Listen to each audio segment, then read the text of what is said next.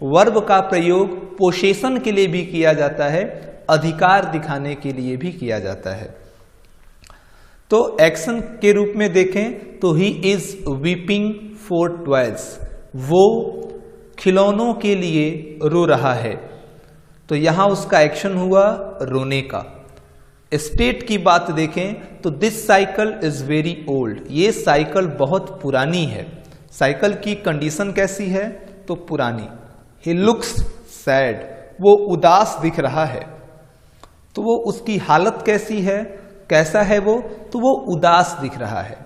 तो वर्ब ने एक तरफ एक काम को व्यक्त किया और एक तरफ उसने ये बताया कि उसकी हालत कैसी है। पोसेशन की बात माने तो दैट हाउस इज माइन, वो घर मेरा है। कमला हैज अ कार, कमला के पास एक कार है। तो यहाँ रिलेशन भी बताया जा रहा है, घर पर अपना अधिकार भी बताया जा रहा है।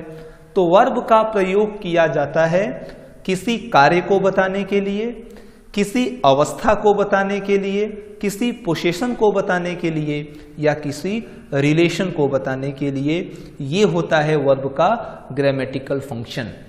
यानी वर्ब एक ऐसा शब्द है जिसकी उत्पत्ति लैटिन के वर्बम शब्द से हुई, जिसका अर्थ होता है वर्ड यानी कोई काम।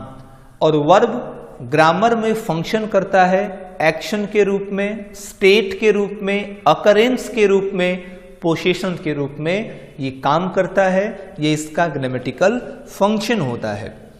तो आप वर्ब की डेफिनेशन ये बना सकते हैं कि a verb is a kind of word, means की parts of speech that tells about an action और अ स्टेट।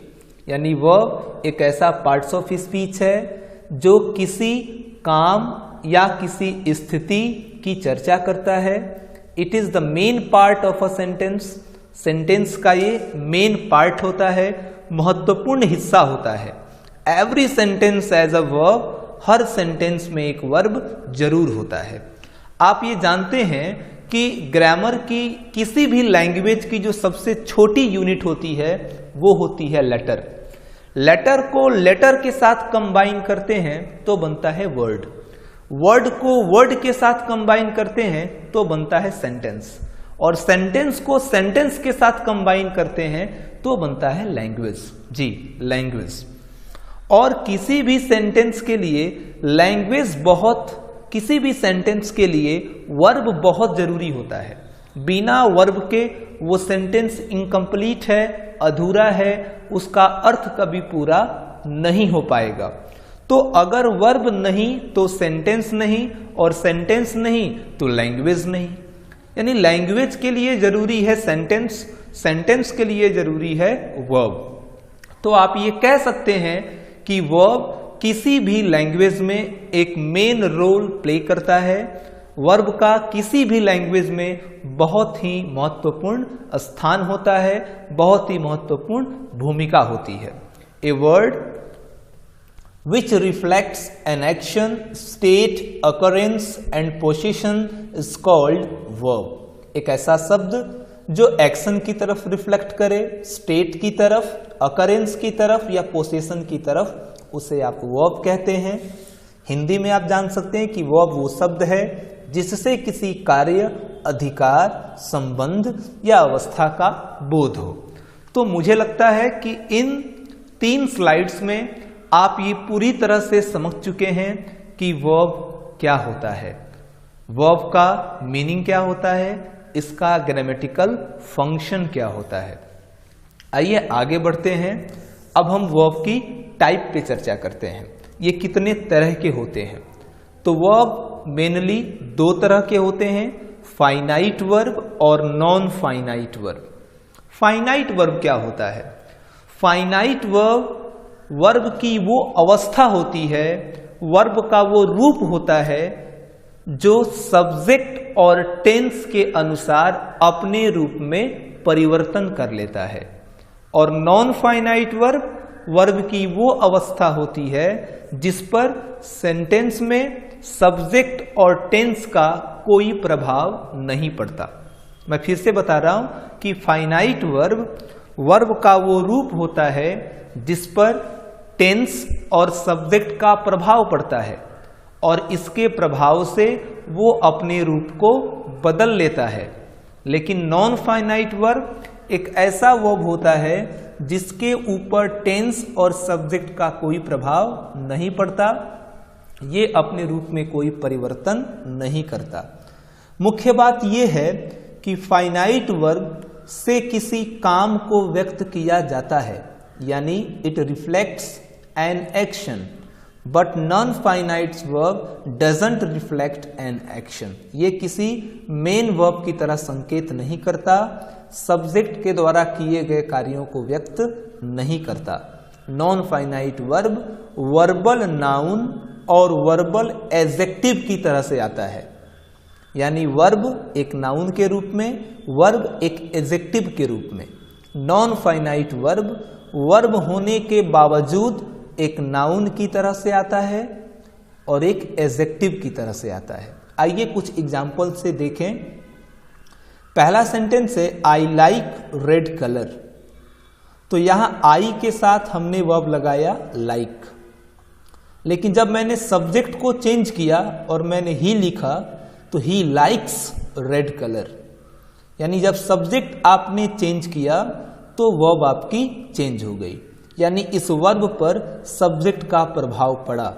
फर्स्ट पर्सन होने पर ये लाइक था, थर्ड पर्सन होने पर ये लाइक्स हो गया। तो सब्जेक्ट के प्रभाव से इसने अपने रूप को बदल लिया। और नीचे देखते हैं तो दे लाइक्ड रेड कलर, जब हमने इसे पास्ट टेंस में भेजा तो पास्ट टेंस में आकर ये लाइक्ड हो गया। यानी आप ये कह सकते हैं कि सर अगर सब्जेक्ट चेंज किया जाए तो वर्ब बदल सकता है, टेंस चेंज किया जाए तो भी वर्ब बदल सकता है, और ऐसा वर्ब फाइनाइट वर्ब कहलाता है जो सब्जेक्ट और टेंस के अनुसार अपने रूप को बदल ले। नॉन फाइनाइट में देखेंगे तो I want to come, I subject था यहां तो भी आपका non finite verb to come था। ही वॉन्ट्स टू कम, जब आपने सब्जेक्ट चेंज किया, थर्ड पर्सन यूज किया तो भी आपने टू कम को ही यूज किया।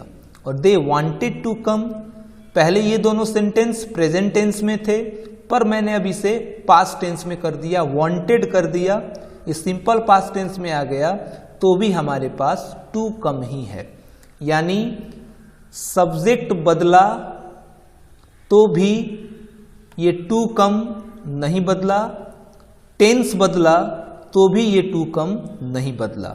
यानी नॉन फाइनाइट वर्ब ऐसे वर्ब होते हैं जिनके ऊपर ना तो सब्जेक्ट का कोई प्रभाव होता है और ना ही इनके ऊपर टेंस का कोई प्रभाव होता है।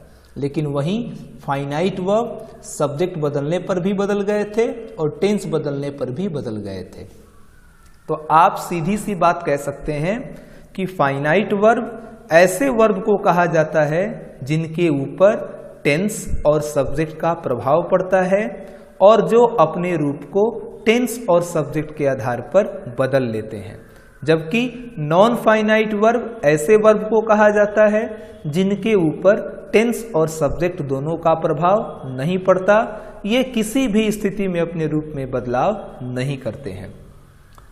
अब आप फाइनाइट वर्ब की डेफिनेशन देख सकते हैं कि finite verbs are verbs that have subject and indicate grammatical tense, person and number.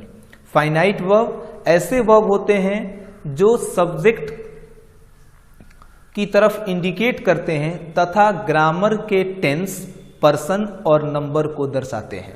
यानी फाइनाइट वर्ब से आप ग्रामर के टेंस, पर्सन और नंबर का बोध कर सकते हैं। इससे these verbs are describe the action of a person, place और थिंग इन द सेंटेंस। और ये किसी सेंटेंस में किसी सब्जेक्ट के एक्शन के रूप में वर्णित होते हैं। इनका वर्णन किसी सेंटेंस में वर्ब के रूप में होता है, सब्जेक्ट के एक्शन के रूप में होता है।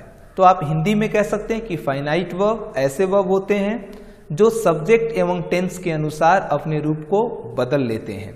या फिर यूं समझें कि फाइनाइट वर्ब सेंटेंस में सब्जेक्ट एवं टेंस की पहचान कराने में सहयोग करते हैं।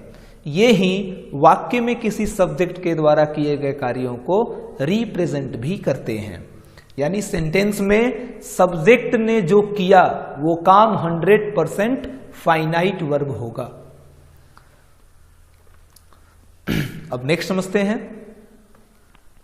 नेक्स्ट में है नॉन फाइनाइट वर्ब। आप इसकी भी डेफिनेशन देख लें कि non finite verb are verb that do not have tenses और subjects that they correspond to, they are used as verbal noun, verbal adjective. यानी नॉन फाइनाइट वर्ब के पास ना तो अपना सब्जेक्ट होता है और ना ही ये किसी टेंस की तरफ फोकस करते हैं। ये ना सब्जेक्ट के अनुसार बदल सकते हैं, ना टेंस के अनुसार बदलते हैं, ना सब्जेक्ट को इंडिकेट करते हैं, ना टेंस को इंडिकेट करते हैं। इनका जो रूप होता है वो सदैव एक समान बना रहता है। दरअसल ये वर्ब ही होते हैं, लेकिन वर्ब होने के बावजूद भी ये नाउन की तरह से और एडजेक्टिव की तरह से यूज होते हैं और तब इन्हें वर्बल नाउन और वर्बल एडजेक्टिव के रूप में जाना जाता है। आप इसकी डेफिनेशन देख सकते हैं कि नॉन फाइनाइट वर्ब ऐसे वर्ब होते हैं जो सब्जेक्ट एवं टेंस के अनुसार अपने रूप को नहीं बदलते हैं, या फिर यूं समझें कि नॉन फाइनाइट सेंटेंस में मेन वर्ब के रूप में प्रयोग नहीं किए जाते हैं। ये तो वाक्य में किसी सब्जेक्ट के द्वारा किए गए कार्यों को रिप्रेजेंट भी नहीं करते हैं। सब्जेक्ट ने जो काम किया उससे नॉन फाइनाइट वर्ब का कोई लेना देना नहीं है, क्योंकि ये वर्ब का काम ही नहीं करता है। ये तो वर्बल नाउन और वर्बल एडजेक्टिव की तरह से आता है, सब्जेक्ट और ऑब्जेक्ट की तरह से आता है। आइए हम आगे जानने की कोशिश करें। अब हमारा जो फाइनाइट वर्ब है, फाइनाइट वर्ब को हमने दो भागों में डिवाइड किया है, मेन वर्ब और हेल्पिंग वर्ब। मेन वर्ब क्या होता है? तो मेन वर्ब एक्शन होता है, यानी सब्जेक्ट जो सेंटेंस में काम करता है वही मेन वर्ब है। जैसे जाना, आना, बैठना, बोलना, चलना, दौड़ना, लिखना, पढ़ना, ये कोई सब्जेक्ट सेंटेंस में कर सकता है। ये सारे शब्द होते हैं मेन वर्ब। और हेल्पिंग वर्ब तो is, are, am, was, were, do, does, did, has, have, had, shall, should, will, would, can, could, may, might, must, ये सारी हेल्पिंग वर्ब होती हैं जो सेंटेंस में मेन वर्ब को सहयोग करती हैं, सेंटेंस के अर्थ को पूरा करती हैं, टेंस का इंडिकेशन कराती हैं। जैसे राम इज अ बॉय, तो इज को देखकर आप ये कह रहे हैं कि सेंटेंस प्रेजेंट टेंस में है। राम वॉज ऑनेस्ट, वाज को देख के आप ये कहेंगे कि वाज पास्ट टेंस में है। तो टेंस का निर्धारण हेल्पिंग वर्ब से होता है। आइए हम आगे जानने की कोशिश करते हैं मेन वर्ब के बारे में कि मेन वर्ब क्या होता है। तो सेंटेंस में मुख्य कार्य करने वाले वर्ब को मेन वर्ब कहते हैं। मैं आपको पढ़ा रहा हूं, तो मेरा मुख्य कार्य हुआ पढ़ाने का, पढ़ाना मेन वर्ब है। The verb which performs the main action in the sentence is called main verb, principal verb, ordinary verb. Main verb को प्रिंसिपल वर्ब भी कहा जाता है, ऑर्डिनरी वर्ब भी कहा जाता है, लेक्सिकल वर्ब भी कहा जाता है। कई सारी बुक्स में इसे कई नामों से जाना जाएगा। कहीं इसे मेन वर्ब कहेंगे, कहीं प्रिंसिपल वर्ब कहेंगे, कहीं ऑर्डिनरी वर्ब कहेंगे, कहीं लेक्सिकल वर्ब कहेंगे। तो इससे आपको कंफ्यूज होने की जरूरत नहीं है। ये तीनों एक ही वर्ब के नाम हैं, main verb, principal verb, ordinary verb, lexical verb. इनका काम होता है सब्जेक्ट ने जो काम किया उसी को रिप्रेजेंट करना। राम ने बांसुरी बजाई, तो राम ने एक काम किया बजाने का, और वो बजाना ही मेन वर्ब है। अब जो मेन वर्ब होते हैं, मेन वर्ब को हमने बांटा है, लेकिन किसी भी चीज को अगर आप बांटते हैं तो बांटने का आपके पास एक रीजन होना चाहिए, एक आधार होना चाहिए कि किस आधार पे आप उसे बांट रहे हैं। जैसे आपने फाइनाइट वर्ब और नॉन फाइनाइट को बांटा, तो इसमें आपने रीजन ये दिया कि फाइनाइट वर्ब और नॉन फाइनाइट वर्ब को अलग करने का आधार था सब्जेक्ट और टेंस के अनुसार आने वाला बदलाव। सब्जेक्ट और टेंस के अनुसार बदलाव आया तो फाइनाइट, नहीं आया तो नॉन फाइनाइट। यानी ये आधार बनाया था हमने फाइनाइट और नॉन फाइनाइट का। वैसे ही मेन वर्ब के आधार हैं दो, एक ऑब्जेक्टिव क्लासिफिकेशन और एक फॉर्म्स क्लासिफिकेशन। ऑब्जेक्टिव क्लासिफिकेशन का मतलब है कि कभी कभी मेन वर्ब अपने साथ ऑब्जेक्ट लेकर आता है और कभी कभी इसके साथ कोई ऑब्जेक्ट नहीं होता। तो ऑब्जेक्ट होने पर मेन वर्ब की क्या प्रतिक्रिया रहती होगी, ऑब्जेक्ट नहीं रहने पर मेन वर्ब की क्या प्रतिक्रिया होती होगी, उसे पढ़ना होता है ऑब्जेक्ट क्लासिफिकेशन में। और फॉर्म क्लासिफिकेशन आप ये तीसरी क्लास से पढ़ रहे हैं कि वर्ब के 5 फॉर्म्स होते हैं, वर्ब 1, वर्ब 2, वर्ब 3, वर्ब 4 और वर्ब 5। आइए हम ऑब्जेक्टिव क्लासिफिकेशन को डिटेल में पढ़ते हैं। तो अगर मेन वर्ब के साथ कोई ऑब्जेक्ट आता है तो उसे हम कहेंगे ट्रांजिटिव वर्ब। यानी ट्रांजिटिव वर्ब का मतलब होता है कैरेक्टराइज्ड बाय हैविंग और कंटेनिंग एन ऑब्जेक्ट। मीन्स ऐसा वर्ब जो अपने साथ रखे ऑब्जेक्ट। मेन वर्ब जब अपने ऑब्जेक्ट के साथ प्रस्तुत होता है तो उसे आप कहते हैं कि वो ट्रांजिटिव वर्ब है। जैसे कि सी राइट्स अ लेटर। राइट यहाँ पे एक मेन वर्ब है और वो लिखती है, तो वो क्या लिखती है, लेटर लिखती है। लेटर आपके सेंटेंस का ऑब्जेक्ट है। तो आप अब ये कहेंगे कि सर राइट हमारा एक ऐसा मेन वर्ब था जो अपने ऑब्जेक्ट के साथ उपस्थित हुआ है, तो राइट यहाँ एक ट्रांजिटिव वर्ब कहलाएगा। जरूरी नहीं है कि मेन वर्ब के बाद एक ही ऑब्जेक्ट आए, दो भी हो सकते हैं, दो से ज्यादा भी हो सकते हैं। जैसे we have them a car. We have, यहाँ पे मैं एक वर्ड यूज कर लेता हूं गिवन, मैंने टाइपिंग में गलती की है। यहां सेंटेंस हो जाएगा we have given them a car. हमने उन्हें एक कार दिया है। तो गिवन मेरे पास एक वर्ब है और इस वर्ब के बाद मैंने दो ऑब्जेक्ट यूज किए हैं, एक देम और एक अ कार। तो एक वर्ब अपने साथ दो ऑब्जेक्ट के साथ प्रस्तुत हुआ है, तो ये भी ट्रांजिटिव होगा। और मैं इसे बताऊंगा भी आपको कि ट्रांजिटिव में अब उसकी प्रतिक्रिया कैसी होगी। दे सा अ टाइगर, उन लोगों ने टाइगर देखा, तो टाइगर यहाँ पे ऑब्जेक्ट है। मेरे कहने का मतलब है कि अगर वर्ब अपने ऑब्जेक्ट के साथ रिप्रेजेंट होता है तो वो ट्रांजिटिव वर्ब होता है, और अगर वर्ब अपने ऑब्जेक्ट के साथ नहीं आता है तो वो इनट्रांजिटिव वर्ब होता है। अब ऑब्जेक्ट की जरूरत क्यों है? ऑब्जेक्ट की जरूरत इसलिए है कि हमें सेंटेंस की मीनिंग को फुलफिल करना है, सार्थक बनाना है, उसका एक निश्चित अर्थ आना चाहिए, उसे पूर्ण कर देना है। तो जैसे कि वो लिखती है, तो आपके जहन में तुरंत एक प्रश्न आ जाएगा कि क्या लिखती है। तो जब जैसे आपने कहा कि पत्र लिखती है, तो सेंटेंस पूरा हो गया। यानी ऑब्जेक्ट जब आता है तो वो सेंटेंस को पूर्ण करता है, उसके अर्थ को कंप्लीट करता है। लेकिन कुछ ऐसे वर्ब होते हैं जिनको अपने अर्थ को कंप्लीट करने के लिए किसी भी ऑब्जेक्ट की जरूरत नहीं होती, और वे वर्ब कहलाते हैं इनट्रांजिटिव वर्ब। यानी मेन वर्ब को आपने दो भागों में बांट रखा है, ट्रांजिटिव वर्ब और इनट्रांजिटिव वर्ब।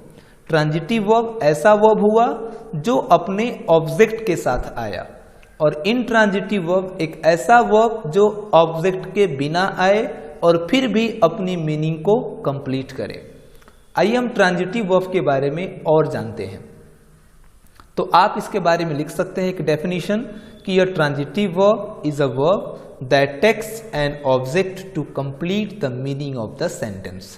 ट्रांजिटिव वर्ब ऐसा वर्ब होता है जो एक ऑब्जेक्ट रखता है सेंटेंस की मीनिंग को कंप्लीट करने के लिए।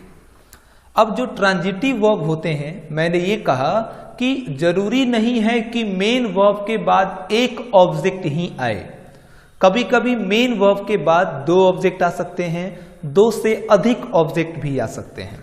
तो यदि आपके सेंटेंस में मेन वर्ब एक ऑब्जेक्ट के साथ आके अपनी मीनिंग को कंप्लीट कर रहा है तो उसे आप कहेंगे कि वो मोनोट्रांजिटिव वर्ब हुआ। मोनो का मतलब होता है एक, और यदि मेन वर्ब के साथ सेंटेंस में दो दो ऑब्जेक्ट हैं तो उसे आप कहेंगे डाई ट्रांजिटिव वर्ब। और यदि आपके मेन वर्ब सेंटेंस में दो से अधिक ऑब्जेक्ट के साथ उपस्थित हुआ है तो आप उसे कहेंगे कॉम्प्लेक्स ट्रांजिटिव वर्ब। यानी main verb with one object is called monotransitive verb, main verb with two objects is called ditransitive verb and main verb with more than two objects is called complex transitive verb। अब हम जरा object को देख लें। अब जैसे मैंने कहा कि मेन वर्ब के बाद दो ऑब्जेक्ट आ सकते हैं, दो से अधिक ऑब्जेक्ट आ सकते हैं। तो अगर मेन वर्ब के बाद दो ऑब्जेक्ट आप यूज कर रहे हैं तो एक हो जाएगा डायरेक्ट ऑब्जेक्ट और दूसरा हो जाएगा इनडायरेक्ट ऑब्जेक्ट। अब आप इन्हें पहचानेंगे कैसे? मैंने ये सेंटेंस लिखा है कि ही गेव मी मिल्क, तो यहां एक कंडीशन ये आ जाती है कि he gave me milk. Indirect object हमेशा पहले आता है तथा डायरेक्ट ऑब्जेक्ट बाद में। तो मी जो आया ये आपका पहला ऑब्जेक्ट है और मिल्क दूसरा ऑब्जेक्ट है। तो जो पहले आया वो हुआ इनडायरेक्ट ऑब्जेक्ट, ये आपका इनडायरेक्ट ऑब्जेक्ट है, और जो दूसरे नंबर पर आया वो आपका डायरेक्ट ऑब्जेक्ट है। इनडायरेक्ट ऑब्जेक्ट हमेशा पहले आता है तथा डायरेक्ट ऑब्जेक्ट हमेशा बाद में आता है। लेकिन एक और केस है कि जब डायरेक्ट ऑब्जेक्ट को पहले लिखना हो तो इनडायरेक्ट ऑब्जेक्ट के पहले टू या फॉर का प्रयोग होता है। अब आप जब सेकेंड सेंटेंस को देखेंगे तो पहले आया दिस बुक, और यहां मैं इसे यूज कर रहा हूं डायरेक्ट ऑब्जेक्ट के रूप में, और उसके बाद मैंने यूज किया है दूसरा ऑब्जेक्ट मी, और इसे लिखने से पहले मैंने लिखा है सेंटेंस में टू। तो ये मेरे पास हुआ इनडायरेक्ट ऑब्जेक्ट। यानी ऐसे तो हमेशा पहले इनडायरेक्ट ऑब्जेक्ट होता है, उसके बाद डायरेक्ट ऑब्जेक्ट होता है। लेकिन जब हमें डायरेक्ट ऑब्जेक्ट को पहले लिखना होगा तो इनडायरेक्ट ऑब्जेक्ट लिखने के लिए हम इनडायरेक्ट ऑब्जेक्ट के पहले टू या फॉर का प्रयोग करते हैं। यानी अगर आपको पहचानना है कि डायरेक्ट ऑब्जेक्ट और इनडायरेक्ट ऑब्जेक्ट कौन है, तो नॉर्मली अगर टू या फॉर का प्रयोग नहीं हुआ हो सेंटेंस में तो पहला ऑब्जेक्ट इनडायरेक्ट होगा, दूसरा ऑब्जेक्ट डायरेक्ट होगा।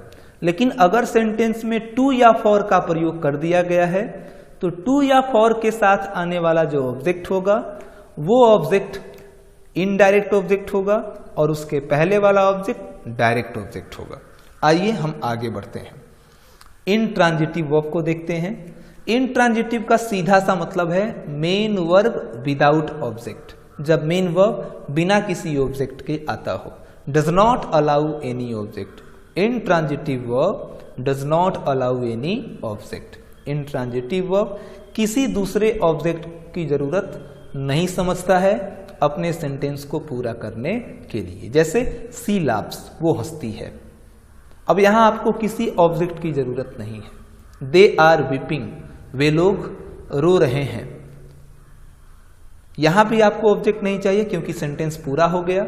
ही डेड, वो मर गया। यहां भी सेंटेंस बिना ऑब्जेक्ट के ही कंप्लीट हो चुका है।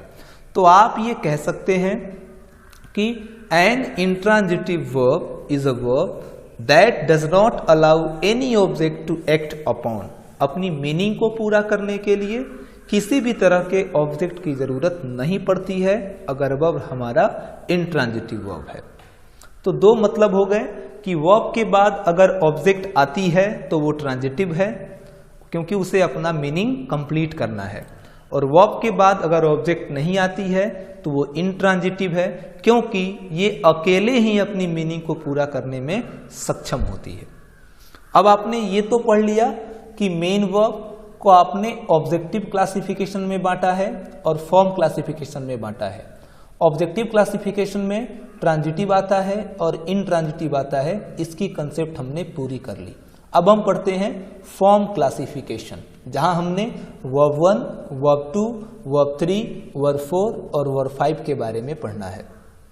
आइए जानते हैं कि जो वर्ब फॉर्म्स होते हैं मेनली ये 5 होते हैं। वर्ब 1 जिसे हम कहते हैं बेस फॉर्म, वर्ब 2 जिसे कहते हैं पास्ट फॉर्म, वर्ब 3 जिसे कहते हैं पास्ट पार्टिसिपल फॉर्म, वर्ब 4 जिसे कहते हैं प्रेजेंट पार्टिसिपल फॉर्म और वर्ब 5 जिसे कहते हैं सिंगुलर प्रेजेंट फॉर्म। तो ये वर्ब के 5 रूप होते हैं। अब जब हम वर्ब 1 से वर्ब 2 या वर्ब 3 बनाते हैं, क्योंकि वर्ब 4 और वर्ब 5 बनाना आसान है, ing लगाते हैं तो वर्ब 4 होता है, यस या यस लगाते हैं तो वर्ब 5 होता है, और ये जितने भी वर्ब होते हैं सब में समान रूप से लागू होता है। लेकिन दिक्कतें आती हैं वर्ब 2 और वर्ब 3 में। तो वर्ब 2 और वर्ब 3 का जो रूपांतरण होता है उसके आधार पर हमने 2 तरह के वर्ब बनाए हैं, रेगुलर वर्ब जिसे वीक वर्ब भी कहा जाता है और इरेगुलर वर्ब जिसे स्ट्रॉन्ग वर्ब कहा जाता है। ये क्या होते हैं? तो रेगुलर वर्ब ऐसे वर्ब को कहा जाता है जो पास्ट टेंस यानी वर्ब 2 और वर्ब 3 में बदलने के लिए डी, ईडी और टी को अपने लास्ट में ऐड करते हैं। यानी जब आप किसी वर्ब के लास्ट में डी, ईडी या टी जोड़कर उसे वर्ब 2 और वर्ब 3 में चेंज कर पाएं तो उसे आप कहेंगे रेगुलर वर्ब। जैसे प्ले, प्ले के लास्ट में मैंने जोड़ दिया ईडी तो ये बना प्लेड, प्लेड। कैप्चर, इसके लास्ट में ऑलरेडी ई था, मैंने केवल जोड़ा डी, और लर्न इसके लास्ट में मैंने जोड़ा है टी। तो ऐसे वर्ब जिनके लास्ट में ईडी, डी या टी जोड़कर उन्हें वर्ब 2 और वर्ब 3 बनाया जा सके उसे आप कहते हैं रेगुलर वर्ब या वीक वर्ब।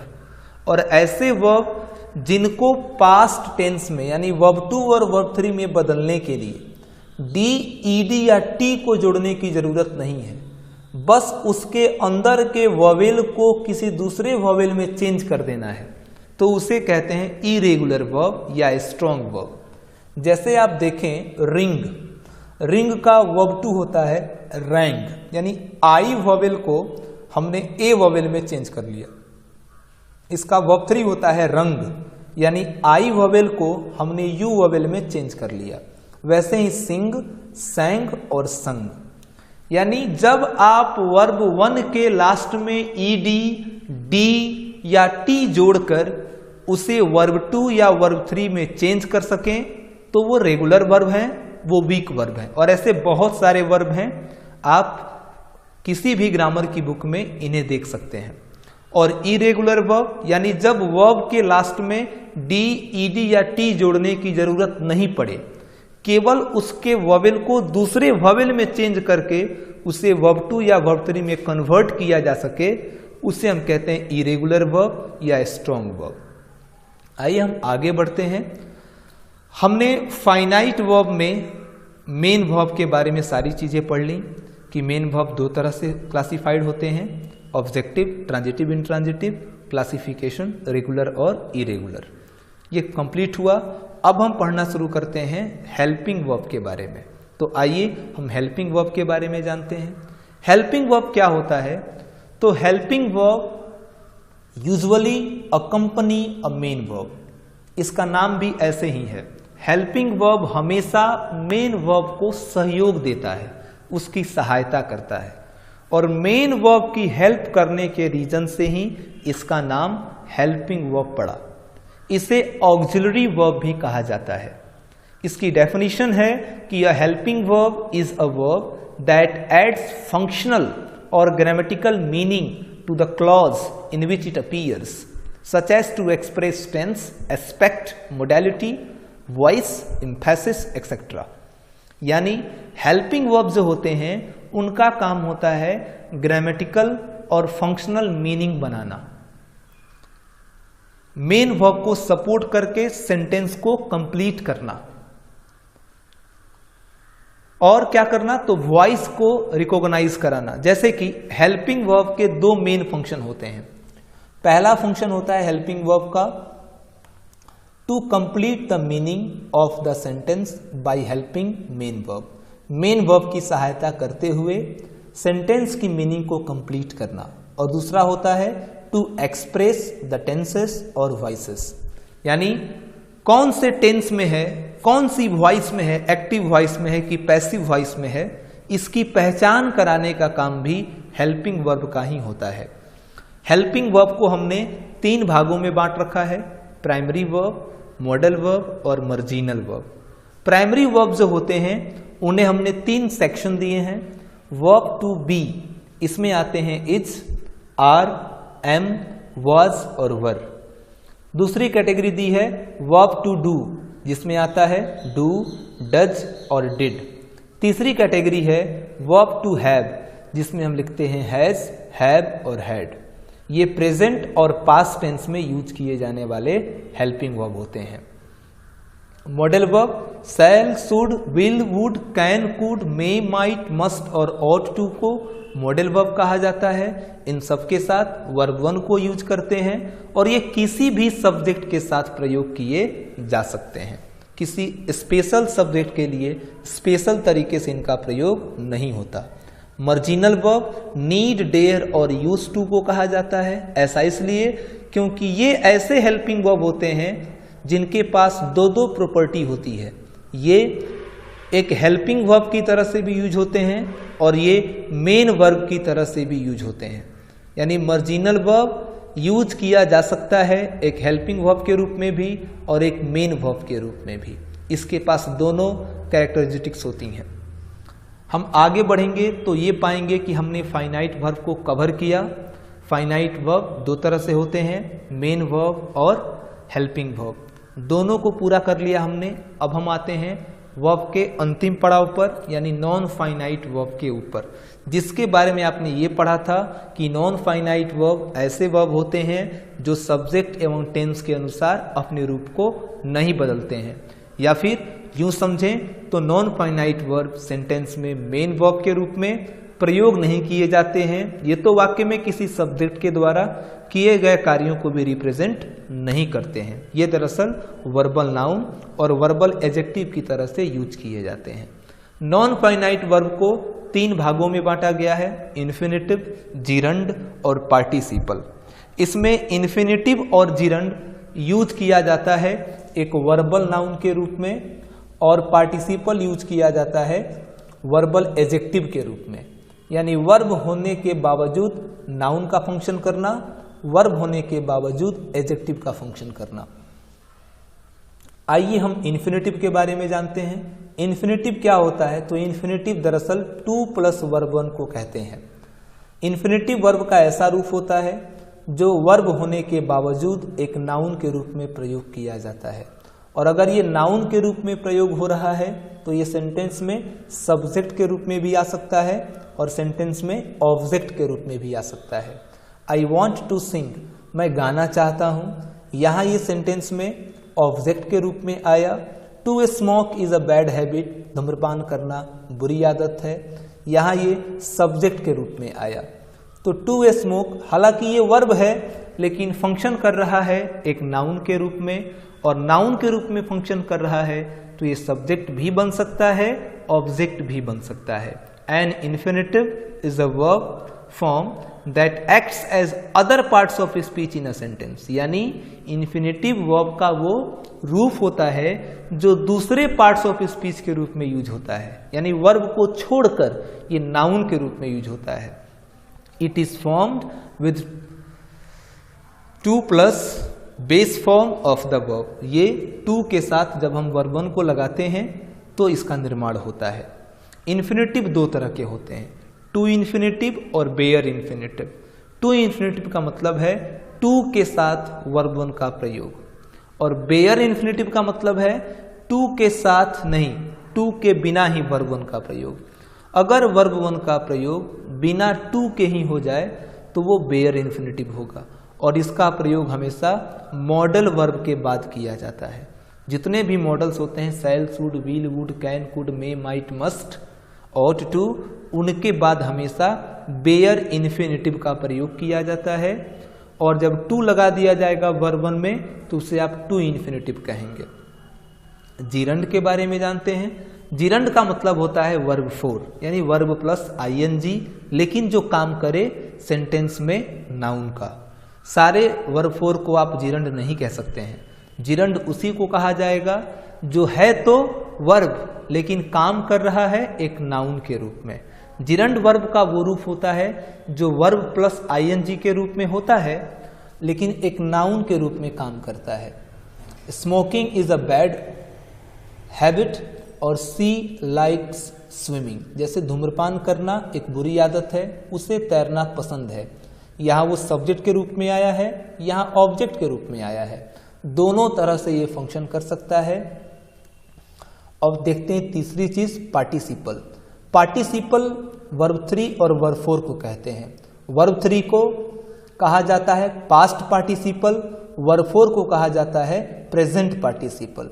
तो participle is a word having the characteristics of both verb and adjective. Participle एक ऐसा वर्ब होता है जिसके पास दो कैरेक्टरिस्टिक्स होती हैं, दो गुण होते हैं। एक गुण होता है कि ये वर्ब के रूप में यूज किया जाता है, दूसरा गुण होता है कि ये एडजेक्टिव के रूप में यूज किया जाता है। जैसे ही हैज प्लेड, यहाँ प्लेड वो खेल चुका है, तो यहाँ ये वर्ब 3 ही है लेकिन ये वो खेल चुका है, वो ये काम कर चुका है, वर्ब के रूप में यूज हुआ। और आई सा अ डेड मैन, मैंने एक मरे हुए आदमी को देखा। वो आदमी कैसा था? मरा हुआ था। आदमी मतलब कि कोई नाउन। यहाँ जो डेड है, यहाँ जो वर्ब 3 है, वो इस नाउन की विशेषता को बता रहा है कि वो आदमी कैसा था, तो मरा हुआ था। तो जब नाउन की विशेषता बताएगा तो एडजेक्टिव होगा। यहाँ डेड एक एडजेक्टिव के रूप में यूज किया गया है। यानी आप ये कह सकते हैं कि पार्टिसिपल वर्ब का वो रूप होता है जो वर्ब के रूप में और एडजेक्टिव दोनों के रूप में यूज किया जाता है। पार्टिसिपल को 3 भागों में बांटा गया है, present participle, past participle, perfect participle. Present participle का मतलब होता है वर्ब 4 जो यूज हो एक एडजेक्टिव के रूप में। पास्ट पार्टिसिपल का मतलब होता है वर्ब 3 जो यूज हो एक नाउन के, एक एडजेक्टिव के रूप में।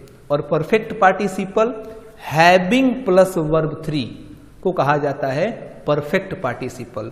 2 कामों को बताने के लिए इसका प्रयोग होता है। आइए देखते हैं एग्जाम्पल से। Hearing the noise the boy woke up, यहाँ हियरिंग वर्ब प्लस आईएनजी, ये हुआ प्रेजेंट पार्टिसिपल।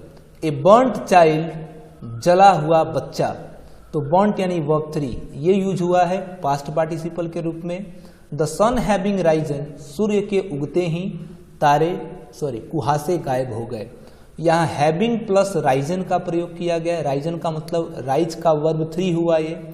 तो हैविंग प्लस वर्ब 3 का प्रयोग होता है परफेक्ट पार्टिसिपल के रूप में, वर्ब 3 का प्रयोग होता है पास्ट पार्टिसिपल के रूप में, और वर्ब 4 का प्रयोग होता है प्रेजेंट पार्टिसिपल के रूप में।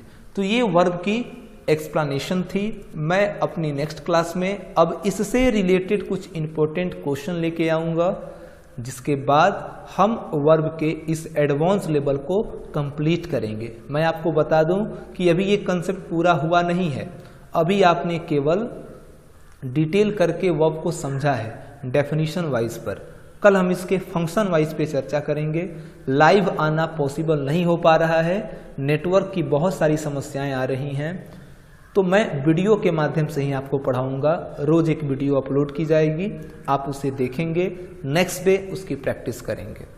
आप मेरे चैनल के साथ जुड़े रहें, अपने करियर पर ध्यान दें।